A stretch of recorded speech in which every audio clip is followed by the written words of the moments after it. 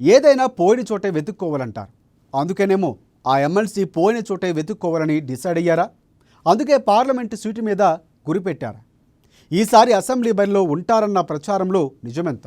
మాజీ MP sitting MLC విషయంలో గులాబీ పార్టీలో జరుగుతున్న చర్చ ఏంటి? Watch the story.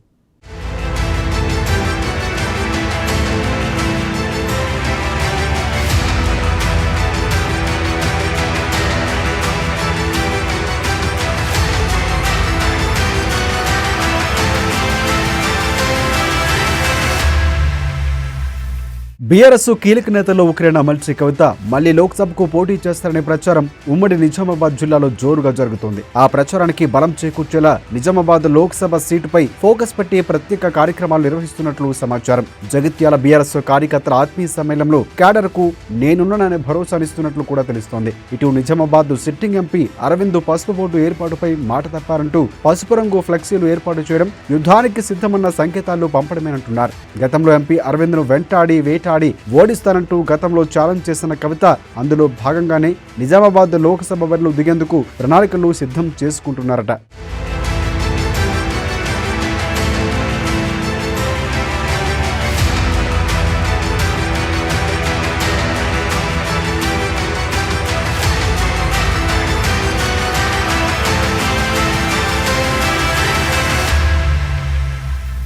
ఈడీ విచారణ తరువాత తొలిసారిగా పార్లమెంటు సెగ్మెంటు పరిధిలోకి జగిత్యాల కార్యకర్తల ఆత్మీయ సమ్మేళనంలో పాల్గొన్న కవిత నియోజకవర్గ పరిధిలో ఉన్న మరో 2-3 అసెంబ్లీ సెగ్మెంట్లో జరిగే సమావేశాల్లో కూడా పాల్గొనేలా కార్యాచరణ రూపొందించారట. బీజేపీ దూకుడుకు చెక్ పెట్టి జిల్లాలో మరింత యాక్టివ్ రోల్స్ పోషించాలని డిసైడ్ అయ్యారట కవిత. ఇటు టీఆర్ఎస్ బీఆర్ఎస్ గా మారడంతో జాతీయ రాజకీయాల్లో కవితకు కీలక బాధ్యతలు అప్పగించేందుకు కేసీఆర్ సైతం సుముఖంగా ఉన్నారని, ఆ క్రమంలోనే నిజామాబాద్ లోక్సభ బరిలో దింపాలని కూడా కేసీఆర్ యోచిస్తున్నట్లు విశ్వసనీయ వర్గాలు సమాచారం.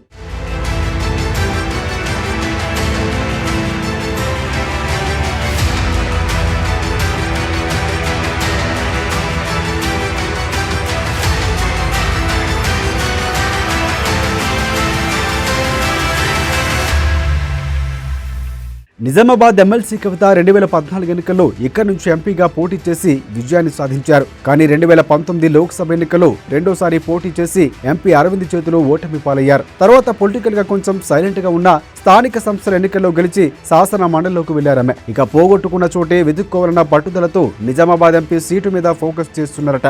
లోక్సభ ఎన్నికల కంటే ముందే అసెంబ్లీ ఎన్నికలు జరిగే అవకాశం ఉన్నా కవిత మాత్రం ఎంపీగా పోటీ చేయాలని ఆలోచనలో ఉన్నారట. నిజామాబాద్ పార్లమెంట్ నియోజకవర్గం పరిధిలోని అన్ని అసెంబ్లీ స్థానాల్లో బీఆర్ఎస్ అభ్యర్థులు గెలిచేలా ప్లాన్ చేసి ఆ బాధ్యతను తానే తీసుకోవాలని అనుకుంటున్నారట కవిత. ఎంపీ అరవింద్ ను ఓడిస్తారని ప్రకటించిన ఎమ్మెల్సీ అందుకు అనుగుణంగానే ఆయన ఎక్కడి నుంచి అసెంబ్లీకి పోటీ చేస్తే అక్కడ బలమైన అభ్యర్థిని పెట్టి ఓడించాలని ప్లాన్ చేస్తున్నారట. ఒకవేళ ఎంపీగా పోటీ చేస్తే తానే నేరుగా రిటర్న్ గిఫ్ట్ ఇవ్వాలనే యోచనలో ఉన్నారట కవిత.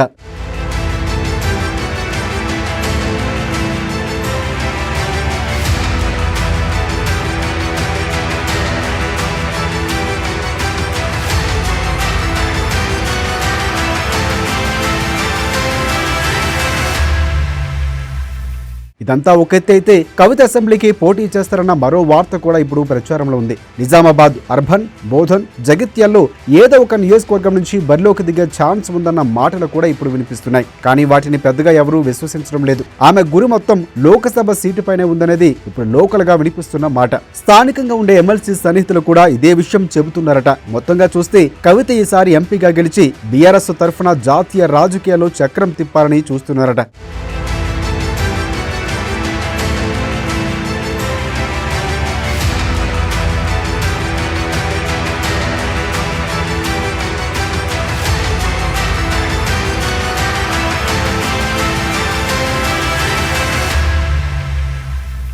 ఢిల్లీ లిక్కర్ స్కామ్ కేసును దాటుకుని కవిత రాజకీయాల్లో రాణించనుందా?